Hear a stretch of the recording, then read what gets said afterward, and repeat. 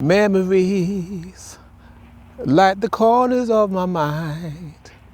Misty, water-colored memories of the way we were. Hey, what's good, people, man? Platinum Bearded Dread. Charles, put the bench them. Question, man. What's your strongest memory? If you think back, what memory sticks out of your mind more than anything else? Whether that be positive or negative. Isn't it interesting how memories have such a powerful impact on our overall view of how we see life, but yet it only lasts literally a moment. But yet we kind of overlook how powerful a memory is and how it literally shapes our whole worldview. And maybe there's a way we can try to create happy memories so that when we reflect back on life, you know, we see more of the good than the bad, if that makes sense. Now, I'm not talking here about, you know, being all fluffy and light and expecting that every moment, every memory that we look back on has been a happy one. Because let's face it, man, some of us have had some painful memories. But it's maybe a way of looking at what our experience is, and while we're going through a certain experience, realizing that one day this will become a memory and how we can get the most out of that moment, if that makes sense. All right, let me try and get a bit more clear on this. If we look at, for instance, let's take the arguably one of the most horrific points in history when black people were forcibly taken from Africa and distributed like cattle all over the different parts of the world, and say America, and forced into not just slavery but all manner of torture and stuff. But even despite that, you know, they were able to find moments of, you know, dance and song, partly because that was their way of communicating with the Supreme One, but also because without that they would have been completely crushed.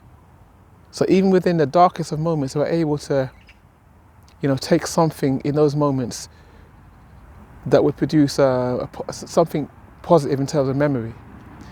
Or if you look at another dark period in history, if you look at the Jewish Holocaust, and you read the diary of the young girl Anne Frank, supremely brave, man, whose family was locked away in hiding in Holland because the Nazis were out on the streets making sure that there were no, they didn't want basically Jews around, and so they were taken off the death camps, and so they had to hide they hid.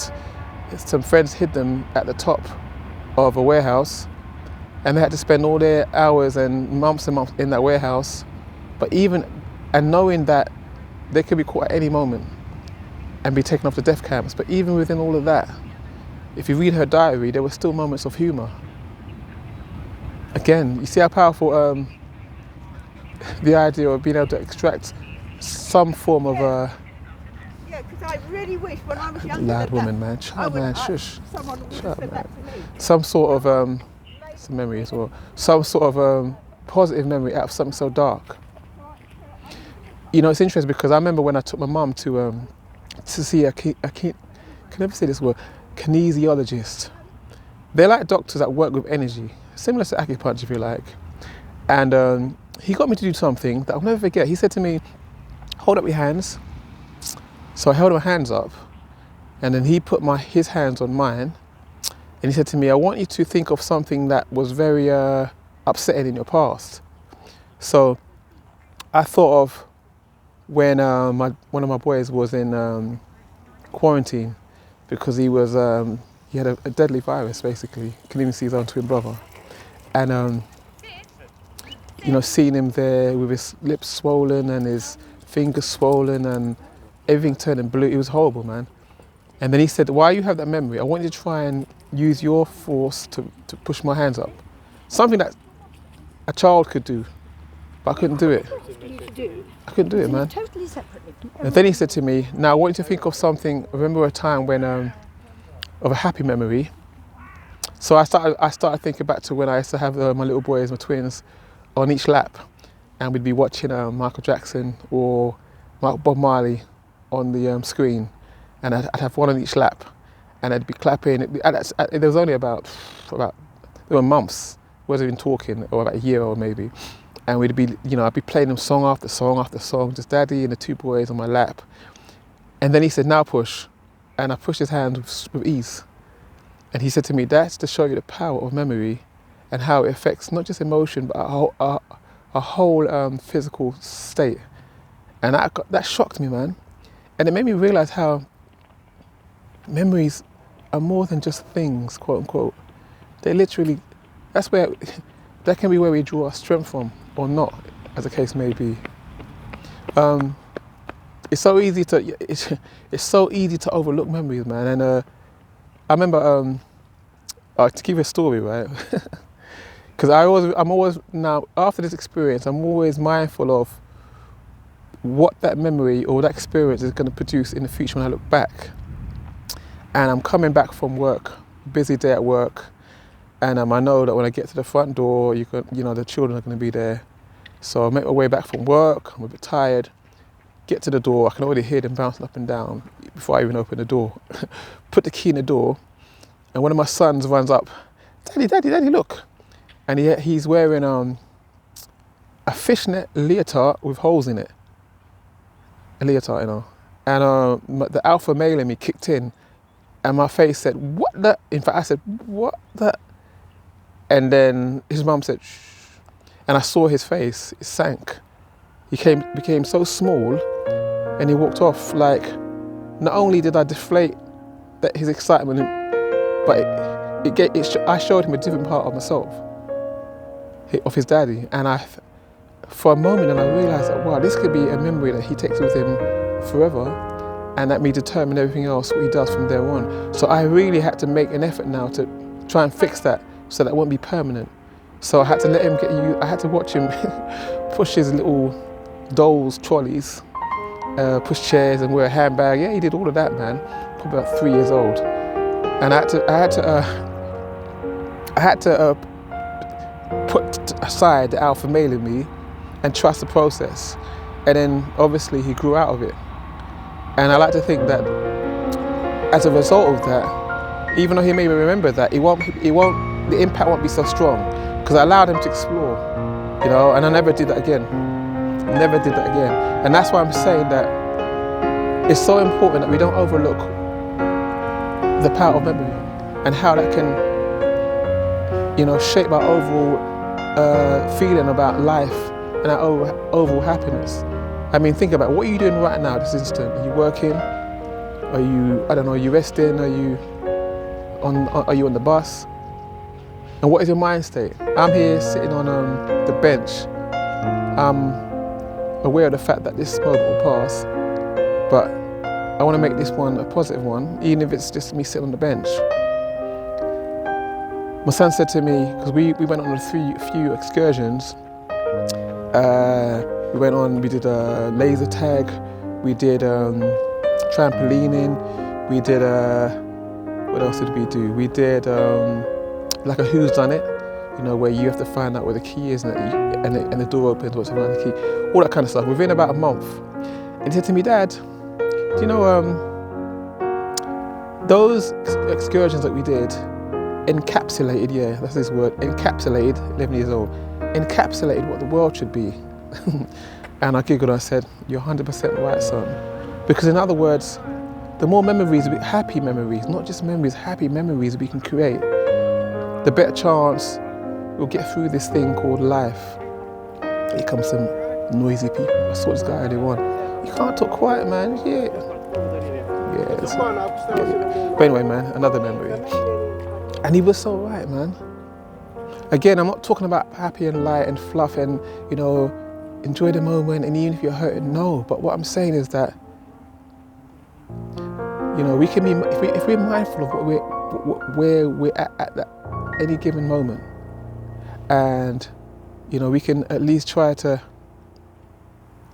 not get lost in that pain and try to steer it in such a way that, okay, we're going through something, but there's also something else that can produce a happier memory when we reflect back on it. I know that sounds like jumble, right? But look at it like this. Haven't you ever had moments where you've gone through something and you weren't happy, and then when you reflect back the years, like, you laugh? It's actually quite funny. I'm trying to think of something for myself. I remember when I took my partner to a hotel, and I didn't have the money, man. But she didn't know that, and I didn't want to let her know that. So basically, I was playing, the man role. Got to the desk, and he said, "This is going to cost this much. This is going to cost that much. You need to put a deposit on this much." And I felt so embarrassed because I had to then, at that particular moment, use money that was supposed to be for the dinner and all that, just for the deposit. And I was upset because I felt like a failure, man. And she was alright about it, but at the time. But now I look back on it, it was actually quite funny because I know he was trying to fool, man. And we ended up having quite a nice time because we worked with what we had. But that's just a small example. But all I'm trying to stress here, people, is every moment is going to pass, whether it's a good one or an ugly one. I work in a school at the moment, that is anyway, of special needs. And there's one particular young man that I really like. I like them all, but I took a real extra special liking to him. And whenever we used to go out, he'd always say to me, "Oh well, one day this will just become another distant memory."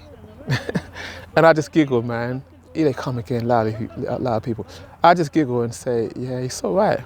Because that's what's happening. Every moment is just a passing memory. So let's try and create something that's more positive and more happy than sad. Talking of memories, if these guys let me speak, let me leave you with one memory that sticks out. That was quite a funny one. Me and some of my family members, we went on a trip to visit one of my friends who had moved to outside of London, the countryside. And, we decided one day to take a walk along across a big field of grass. And there was a fence that we were just about to climb over, and we saw a horse. Just a horse, stray horse on its own, no rein on it, no lead, nothing. Which looked a bit strange, but we wanted to get across that green because it's like a shortcut. So we just climbed over the fence. And as we began to start walking, we noticed that the horse just suddenly put his head up and looked in our direction. And none of us said a word. We knew, my gosh, this doesn't feel right, man. All of a sudden, the horse is starting to run, to gallop a little bit, and then, just to trot a little bit, and then to start galloping. And then all of a sudden, we're running because we realised the horse is running after us. And all of us are so terrified that we just get scared. I'm so afraid that I start laughing. Yeah, out of fear. And the trigger of the laughter makes me lose my legs. So I fall on the floor. And I don't know where the horse is, but all I know is that I've got a vision of this horse trampling on me, man. Somehow I get up in time, and somehow we managed to get to where we need to get to. At the time, that was terrifying, but it's only now I look back on it, it's actually quite funny. But anyway, man, back to the question, man. What's your greatest memory? And maybe it's time we try to look at where we're at now and what kind of memories we're creating for ourselves and our children, and how they can impact and create a happier life and happier memories in general. Anyway, Platinum Bearded Dread, Charles Put the Bench them. Don't forget. In fact, let me know your comments down below, but don't forget, hit the like button, subscribe or something. That way we can do this again. Cheer, man.